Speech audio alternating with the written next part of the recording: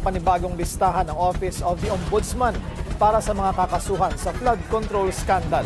Ayon sa NBI, posibleng isampa ang mga kaso sa Sandigan Bayan sa mga susunod na araw. Tumanggi muna ang ahensya na pangalanan ng mga sangkot para hindi makapagtago o makatakas sa ibang bansa. Hindi pa kasama rito ang mga lagayan.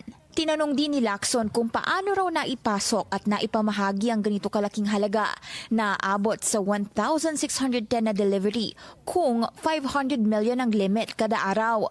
Ayon din daw sa datos ng Bangko Sentral, umaabot sa 2.7 trillion pesos ang kabuang physical cash sa 2024. Pinupondohan din umano ng Iran ng ilang terror proxies tulad ng Hamas sa Palestine at Hezbollah sa Lebanon.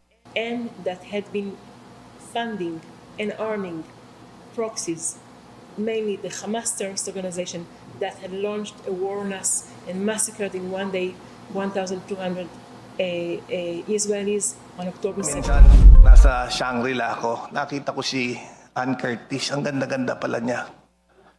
You know, may desire sa loob ko na nag-init talaga. At na-imagine ko na lang kung anong pwedeng mangyari. Pero siyempre, hanggang imagination na lang Di yun. umano, tumanggap si Mercado ng siyam na envelope na direktang nagmula kay VP Sara na naglalaman ng tig 50,000 piso.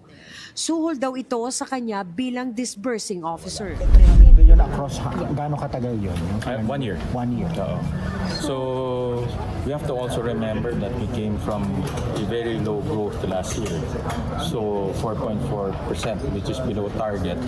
Pag below target yan, effect niyan, ang collection mo below target rin. Thank you kay Pinky dahil Siya ang naka-copyright sa kanya. Siya ang nag-isip Oo. nung I will explain. Oo, kung may mga issue kayong gustong intindihin, gaya ng nangyari sa Kongreso kanina. Ay, yung mga pangangaliwa ng mga mister, I will explain. Nako, Kaya mo explain yun? to your missus in 24 hours why you should not be evicted of your Bakit mo